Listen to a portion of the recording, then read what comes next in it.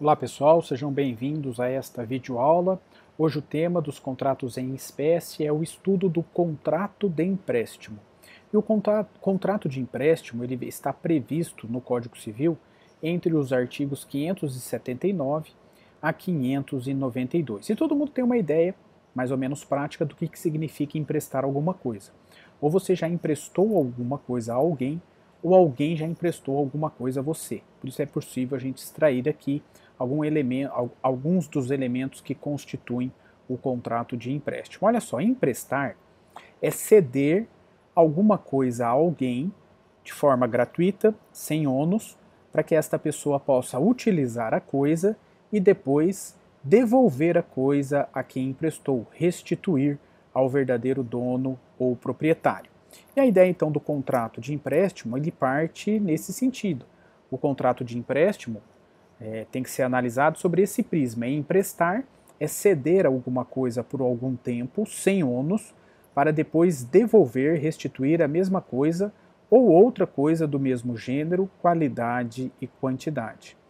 Olha só, o que caracteriza o contrato de empréstimo é o fato da coisa ser cedida sem ônus para o beneficiário do empréstimo. Se houver ônus para o beneficiário do empréstimo, nós já não estaremos falando sobre contrato de empréstimo. Se alguém cede um bem, uma coisa, para outra pessoa, mediante o pagamento de uma quantia, por exemplo, isto será contrato de locação e não contrato de empréstimo. Olha só, entre os elementos do contrato de empréstimo, nós temos aqui os elementos essenciais, a gratuidade. Isso significa que, em favor do beneficiário do empréstimo, não se exige nenhuma contraprestação. Portanto, o contrato de empréstimo é um contrato em que se caracteriza por esta gratuidade. Apesar de ser possível impor um encargo em favor do beneficiário do empréstimo, esse encargo não desnatura a qualificação do contrato como sendo gratuito. Portanto, um contrato que só traz vantagens para o próprio beneficiário do empréstimo. Não há nenhuma vantagem em favor daquela pessoa que está emprestando o bem. Logo, o contrato de empréstimo ele se caracteriza por ter como elemento essencial a gratuidade. Outro ponto essencial é que este contrato de empréstimo ele é sempre por um determinado prazo, ou prazo estipulado pelas partes, ou o prazo mínimo necessário para que aquela coisa seja utilizada pelo beneficiário. A ideia do contrato de empréstimo é que esta coisa, que pode ser tanto bem móvel quanto imóvel, cedida ao beneficiário, ela seja depois de um prazo restituída em favor do possuidor ou proprietário daquele bem. A temporariedade é do uso e fruição da coisa por um certo tempo. Se não houvesse esse elemento essencial, ou seja, a temporariedade do contrato, o contrato de empréstimo, se fosse definitivo, ele seria idêntico ao contrato de doação, que também é a cessão gratuita de uma coisa em favor do donatário, só que, no entanto, de forma definitiva. O que diferencia o contrato de empréstimo do contrato de doação é que no contrato de empréstimo o uso por esta coisa é feito de forma temporária. Outro elemento constituído como essencial do contrato de empréstimo é a confiança. Para que alguém ceda de forma gratuita um bem em favor de terceiro, do beneficiário, deve haver confiança. Confiança, pelo menos, de que ele irá restituir este bem ao final do contrato ou quando notificado para isso, na hipótese do contrato não prever um prazo específico para uso e fruição deste bem cedido. A confiança, portanto, faz com que o contrato de empréstimo seja caracterizado como sendo um contrato personalíssimo. Leva-se em conta as qualidades essenciais das pessoas envolvidas neste tipo de contrato. E se é um contrato personalíssimo, o beneficiário, se falecer no curso do contrato, não tem como fazer com que esta coisa seja transferida também, o empréstimo dela, para os seus herdeiros. Não se transmite aos herdeiros do beneficiário o uso da coisa em caso de sua morte. No caso da morte de qualquer das partes, o contrato é automaticamente extinto por ter esta característica de ser um contrato personalíssimo. E por fim, o que caracteriza o contrato de empréstimo é o fato deste contrato só se realizar, só se aperfeiçoar com a entrega efetiva da coisa pelo proprietário ou possuidor em favor do beneficiário. Enquanto o proprietário ou possuidor não entrega a coisa cedida em poder do beneficiário, não existe contrato de empréstimo. O contrato de empréstimo, portanto, ele é um contrato classificado como real. Ele só se efetiva com a entrega efetiva da coisa. Essa entrega, ela acontece com a tradição. Sai da esfera física de disponibilidade do possuidor ou proprietário e passa a coisa para a esfera de disponibilidade do beneficiário, tanto para bem móvel quanto para bem imóvel. Sem a entrega efetiva da coisa, não existe contrato de empréstimo. E olha só, os contratos de empréstimo, quanto às obrigações assumidas pelas partes, eles se classificam como sendo um contrato unilateral. Unilateral porque só tem obrigação para uma das partes contratantes, que é o beneficiário do empréstimo. Não há nenhuma obrigação contratual para o dono ou possuidor da coisa que será cedida gratuitamente em favor do beneficiário. Ah, mas poderia ser imaginado que uma das obrigações do dono ou possuidor da coisa é a entrega da coisa cedida por empréstimo em favor do beneficiário. Mas olha só, o contrato é real. Essa não é uma obrigação de quem está emprestando a coisa em favor de terceiro. O contrato só se realiza com a entrega efetiva da coisa, portanto é um contrato real e unilateral. Só tem obrigação para o beneficiário do empréstimo. Bom, há duas espécies de contrato de empréstimo. O contrato de empréstimo é um gênero, da qual há duas espécies, duas modalidades. O comodato e também o contrato de mútuo. Comodato e mútuo são espécies do contrato de empréstimo. E o que distingue o comodato do mútuo é o bem, a qualidade do bem que é cedido neste empréstimo. No comodato, o objeto do contrato de empréstimo recai sobre coisa infungível. Portanto, o objeto é sobre coisa que não pode ser substituída pela outra. O que se transfere ao beneficiário é apenas a posse da coisa. Esse beneficiário, que é o comodatário, ele vai se utilizar desta coisa e depois de decorrido um tempo, ele vai restituir exatamente a mesma coisa que foi cedida pelo comodante. Então, de um lado eu tenho o comodante, que é o proprietário ou possuidor da coisa, que cede esta coisa infungível em favor do comodatário. O comodatário se utiliza desta coisa, por isso que é chamado de empréstimo de uso, e depois devolve a mesma coisa, restitui a mesma coisa em favor do comodante. Logo, no contrato de comodato só se transmite a posse da coisa cedida e o empréstimo é chamado também de empréstimo de uso. Se utiliza da mesma coisa e depois devolve ao comodante. E o mútuo? Bom, o mútuo também é um contrato de empréstimo, no entanto, o objeto deste contrato são coisas fungíveis, ou seja, são bens que podem ser substituídos por outro da mesma espécie, quantidade e qualidade. Como este bem é um bem fungível, a partir do momento em que este bem é transferido para o mutuário, que é o beneficiário do contrato de empréstimo, o beneficiário ele adquire a própria propriedade da coisa, porque esta coisa será consumida ao ser usada pelo mutuário. E depois ele devolve ao mutuante a mesma espécie, quantidade e qualidade da coisa, mas não a própria coisa cedida em si mesmo. Por exemplo, o que poderia se constituir um contrato de empréstimo de mútuo? Uma certa quantidade de sacas de soja. Bom, estas sacas de soja, elas se caracterizam por ser bens fungíveis, ou seja, que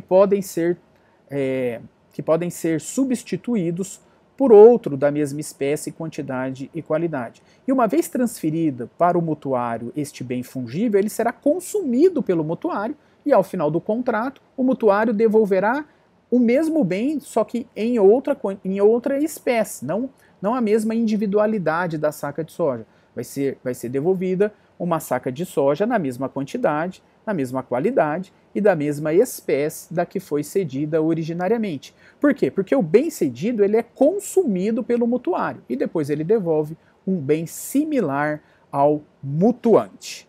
Ok? Vista então as diferenças entre as espécies do contrato de empréstimo, comodato e mútuo, passamos a estudar especificamente cada um deles, iniciando-se com o contrato de comodato. O conceito do contrato de comodato está previsto lá no artigo 579 do Código Civil e é o contrato gratuito pelo qual alguém, o comodante, entrega a outra pessoa, o comodatário, uma coisa infungível para que ela, o comodatário, se utilize desta coisa e depois restitua. Portanto, o que deve ficar caracterizado é que o contrato de comodato recai sempre sobre coisa infungível. É o empréstimo gratuito de coisa infungível. E quais são os requisitos do contrato de comodato? O primeiro deles, como não poderia deixar de ser, é a gratuidade. Não há nenhuma obrigação imposta ao comodante. O comodante, ao entregar a coisa, realiza-se o contrato, por ser um contrato real, ao entregar a coisa ao comodatário. E a partir daí, o comodante não tem mais nenhuma obrigação contratual. É um contrato gratuito, porque não tem obrigações em favor do comodante, apenas em favor do comodatário, e a cessão deste bem infungível é uma cessão gratuita, sem ônus para o comodatário. O comodatário vai se utilizar desta coisa por um determinado prazo e depois devolver ao comodante. Então a primeira característica, o primeiro requisito é a gratuidade. A segunda é a tradição da coisa, é a entrega efetiva da coisa. A partir do momento em que o comodante entrega a posse da coisa em favor do comodatário, o contrato de comodato está aperfeiçoado, o contrato de comodato está realizado. O contrato de comodato, portanto, é um contrato real. Para sua caracterização, há necessidade, além das declarações de vontade, a necessidade também da entrega efetiva desta coisa em favor do comodatário. O terceiro requisito é que o objeto do contrato de comodato recai sobre bens infungíveis, portanto, bens que não podem ser substituídos por outro da mesma espécie, quantidade ou qualidade.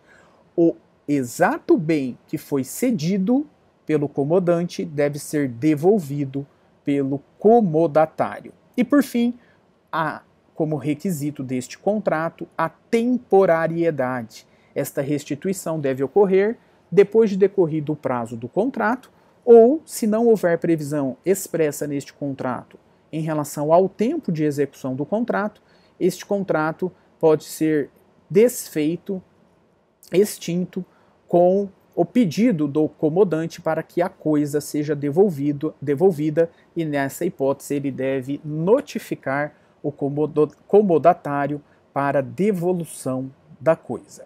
Vamos passar então agora ao objeto do contrato de comodato. E quanto ao objeto, aquilo que recai o contrato, ele pode ser tanto recaído sobre bens móveis ou bens imóveis. Exemplo de bens móveis que podem ser objeto de um contrato de comodato, a cessão gratuita, o empréstimo de um veículo, por exemplo. Exatamente o mesmo veículo cedido vai ser usado pelo comodatário e depois do prazo do contrato, restituído este veículo em favor do comodante. Ou também pode ser um bem imóvel, portanto, o objeto do contrato de comodato ele recai sobre coisas móveis ou imóveis. A pergunta que surge aqui é se o comodante, aquele que está cedendo o bem em favor do comodatário, se ele precisa ser o dono deste bem.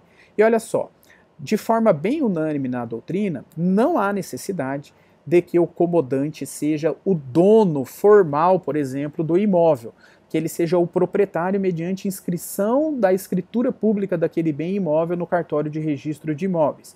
Não há essa necessidade, porque a mera posse, como se fosse o dono do bem, já é suficiente para autorizar que este possuidor faça um contrato de empréstimo por comodato e transfira a posse desse bem em favor do comodatário para que ele utilize esse bem por um determinado período e depois devolva em favor do comodante. Então o comodante não precisa ser necessariamente dono do bem que será cedido, ele pode ser apenas o possuidor.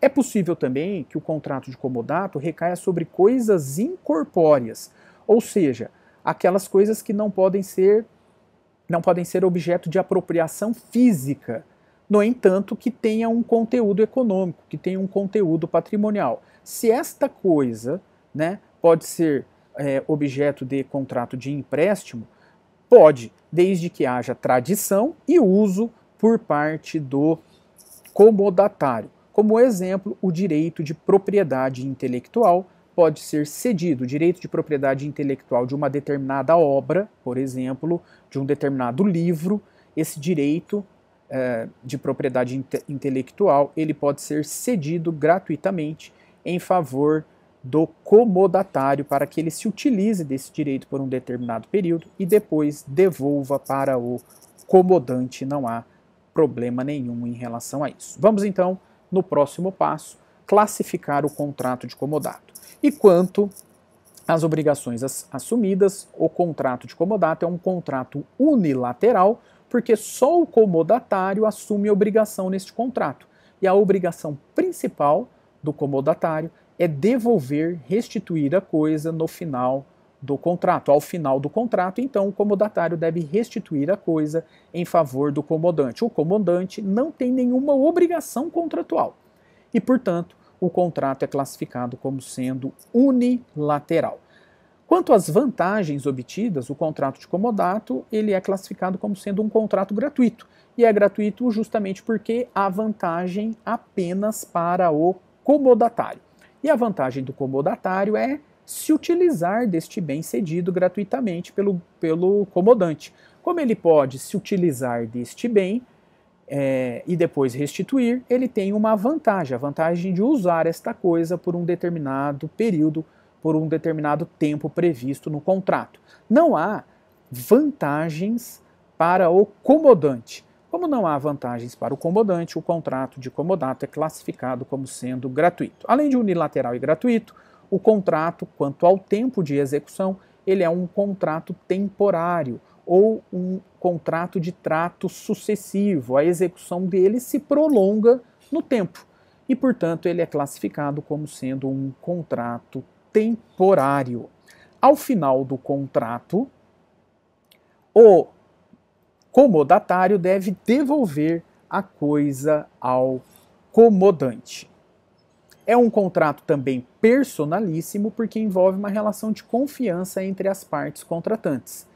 Logo, uma vez ocorrendo a morte de qualquer dos contratantes, por ser um contrato personalíssimo, ele se extingue automaticamente com a morte de qualquer das partes. Ele é um contrato informal, porque não há necessidade de se observar nenhuma forma previamente estabelecida na lei, e ele também, como já dito, é um contrato real que só se realiza, só se aperfeiçoa com a entrega efetiva da coisa em favor do comodatário. Bom, com relação à temporariedade do contrato de comodato, é preciso analisar a disposição do artigo 581 do Código Civil. No artigo 581 do Código Civil, ele diz lá que o contrato de comodato pode ser realizado por prazo certo e determinado ou por prazo indeterminado. Olha só, se for por prazo certo, é aquele prazo previsto no contrato para devolução da coisa cedida. As próprias partes do contrato vão estabelecer o prazo em que a coisa cedida gratuitamente deve ser restituída em favor do comodante. Decorrido este prazo certo e determinado, automaticamente o comodatário já se encontrará em mora. A mora, neste caso, é uma mora automática, decorre do próprio decurso do prazo previsto no contrato. Portanto, não há necessidade de interpelação judicial do comodatário. E aquela posse que era justa do comodatário, uma vez decorrido o prazo certo, ela se torna posse injusta. Portanto, posse passível de caracterizar o uso capião. A partir do momento em que decorre o prazo do contrato e o comodatário não devolve o bem, aquela posse que era justa passa a ser injusta. E se o comodante não tomar nenhuma medida judicial para reaver o bem, inicia-se o prazo de prescrição para aquisição do direito em favor do comodatário. E se decorrer o prazo legal, o comodatário pode ser reconhecido posteriormente como dono daquela coisa através do instituto da uso capião. Portanto, para evitar a uso capião, o comodante deve se valer das ações possessórias, a ação de reintegração de posse, uma vez decorrido o prazo do contrato, para reaver o bem emprestado, pela qual o comodatário se nega a restituir. Mas também pode ser por prazo incerto, ou seja, sem prazo previsto no contrato. Neste caso, o artigo 581 determina que o contrato deverá ter um prazo mínimo de vigência, que é o prazo necessário para o uso concedido da coisa, dependendo da finalidade daquela coisa. Por exemplo, se foi emprestado um bem imóvel para a produção agrícola de uma safra. Exemplo, se emprestou uma fazenda para que o comodatário faça a plantação. O prazo mínimo deste contrato de empréstimo, se não houver previsão no próprio contrato, será a colheita da safra futura, que é o prazo necessário para o uso concedido da coisa. Nesse caso, quando o contrato não tem um prazo certo, é necessária a interpelação do comodante para o comodatário. O comodatário deve ser interpelado para restituir a coisa, deve ser notificado para a restituição da coisa. A partir do momento em que ele é notificado para devolver a coisa e não devolve, aí se configura a mora e, portanto, a mora precisa ser através da notificação do comodatário e, a partir daí, a sua posse será uma posse injusta. O comodatário que estiver em mora, em qualquer uma das hipóteses, ele fica obrigado a pagar um valor de aluguel para o comodante. É isso que está previsto lá no artigo 582 do Código Civil. Pois bem, dando continuidade, vamos agora falar sobre a diferença entre o comodato e alguns contratos afins, contratos que têm a mesma característica do contrato de comodato, quais são os elementos que identificam um e outro. E o primeiro caso é em relação ao contrato de doação.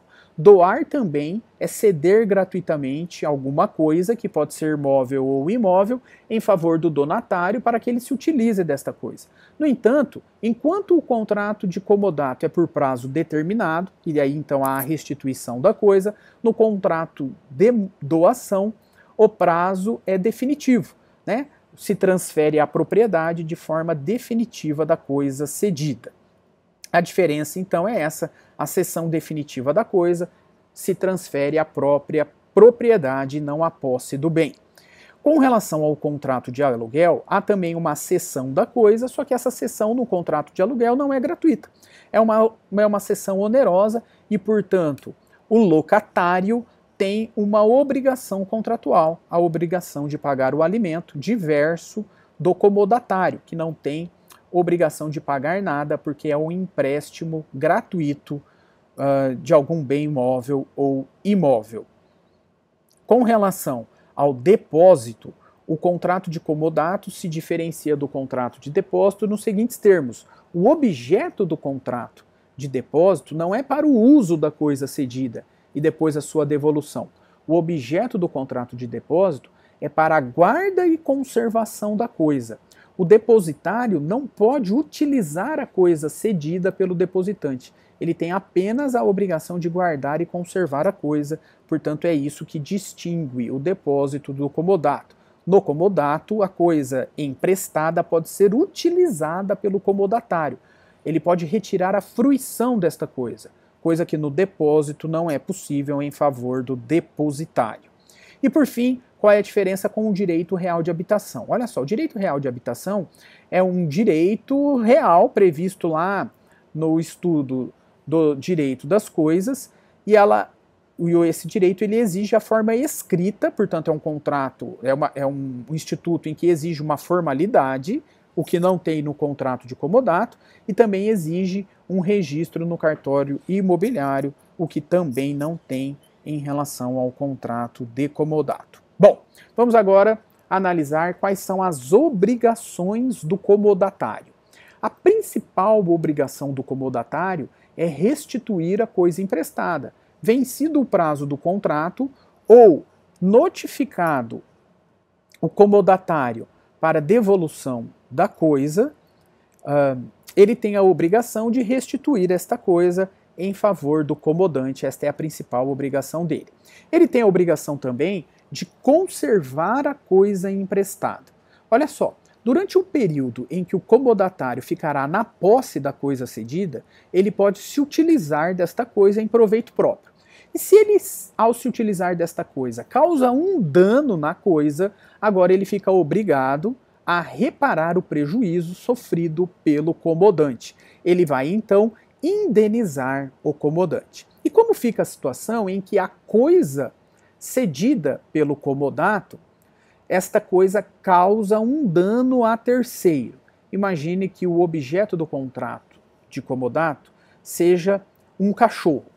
Esse cachorro é emprestado ao comodatário para que ele fique com este cachorro por um determinado prazo. E durante o prazo do contrato, o cachorro escapa da casa e acaba provocando um dano em terceiro. Quem se responsabiliza pelo dano sofrido, pela vítima em razão do ataque do cachorro? Neste caso, quem tinha o poder de guarda, o poder de conservação, quem tinha a disponibilidade física da coisa, ou seja, do cachorro, é o comodatário. Portanto, é ele, comodatário, que responderá pelos prejuízos sofridos pela vítima. O comodatário, portanto, vai indenizar a vítima, porque é dele o poder de guarda e conservação da coisa, e neste caso, pelas regras da responsabilidade civil pelo fato da coisa, é o comodatário que irá indenizar os prejuízos sofridos por esta vítima atacada pelo cachorro. Além disso, o comodatário tem a obrigação de pagar as despesas ordinárias para a manutenção da coisa cedida. Se essa coisa cedida ela despende algum gasto mensal durante a sua utilização, estes gastos, estas despesas ordinárias, deverão ser custeadas pelo comodatário. E além disso, o comodatário tem a obrigação de salvaguardar o bem cedido.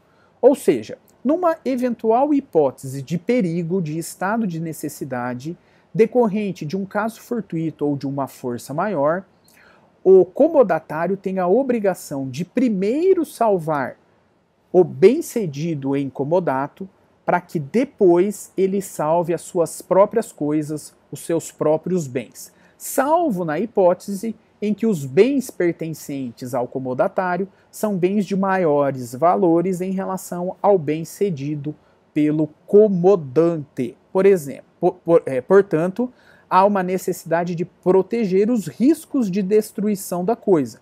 É uma exceção ao princípio de que a coisa perece para o dono. Neste caso, o comodatário tem o dever reparatório de salvaguardar o bem cedido pelo comodante, salvo quando este sacrifício do bem do comodante é justificável para salvar um bem de maior valor pertencente ao próprio comodatário. Bom, e quais são os direitos do comodatário? Ele tem o primeiro direito, é usar e gozar a coisa pelo tempo contratado ou, no mínimo, imprescindível. Essa é a diferença que o contrato de comodato tem com o contrato de depósito. O comodatário, ele tem o direito de usar a coisa cedida gratuitamente pelo comodante e depois devolver esta mesma coisa. E ele deve ser ainda, como direito dele, indenizado pelas benfeitorias úteis e necessárias e pelas despesas extraordinárias que foram necessárias para manutenção deste bem cedido. Desta forma, quem vai indenizar o comodatário sobre os valores despendidos com benfeitorias úteis e necessárias e despesas extraordinárias é o próprio comodante. O comodante vai indenizar o comodatário. Pessoal, por fim agora, vamos analisar as hipóteses de extinção do contrato de comodato. A primeira hipótese de extinção deste contrato é através da caducidade, que é o decurso do prazo contratual previsto pelas partes, ou depois de decorrida, de realizada a notificação, se o comodatário devolve o bem, esse contrato, estará extinto pela caducidade, o decurso do prazo do contrato. A segunda hipótese é através da resolução do contrato quando alguma das partes descumpre alguma obrigação contratual. Havendo descumprimento das cláusulas do contrato, este contrato de comodato pode ser extinto pela resolução. Também o contrato será extinto pela resilição bilateral entre as partes, ou seja, quando ocorre o distrato, negócio jurídico em que as partes vão desfazer o contrato antes assumido. A quarta hipótese é pela destruição da coisa emprestada. Se houver aí o perecimento da coisa, o contrato também será extinto. Se o objeto é o uso da coisa, e se essa coisa pereceu, se perdeu, o contrato automaticamente será extinto pelo perecimento. A morte do comodatário também causa a extinção do contrato, porque o contrato de comodato, como nós vimos, é um contrato personalíssimo, portanto a morte do comodatário acaba que tem como consequência a perda também da confiança e, portanto, o contrato está automaticamente extinto. E ainda a renúncia do comodatário. O comodatário pode renunciar ao direito de se utilizar daquela coisa cedida pelo comodante. A renúncia do comodatário é uma causa de extinção do contrato. Assim como é também o direito que o comodante tem de alienar a coisa a terceiro. Uma vez alienada a coisa a terceiro, esta coisa deverá ser transferida, a propriedade dela, para este terceiro, e isso faz com que o contrato de comodato feito com o comodatário se extingue pela alienação da coisa cedida. Também é possível extinguir o contrato quando o comodante notifica, por vontade própria, o comodatário para que ele restitua a coisa. Ele faz uso, portanto, da denúncia vazia. A denúncia vazia é a última espécie de extinção do contrato de comodato. Ok, pessoal? Então vimos aqui os principais pontos relacionados ao contrato de comodato. Na sequência estudaremos a outra espécie de contrato de empréstimo, o contrato de mútuo. Até lá, muito obrigado e valeu!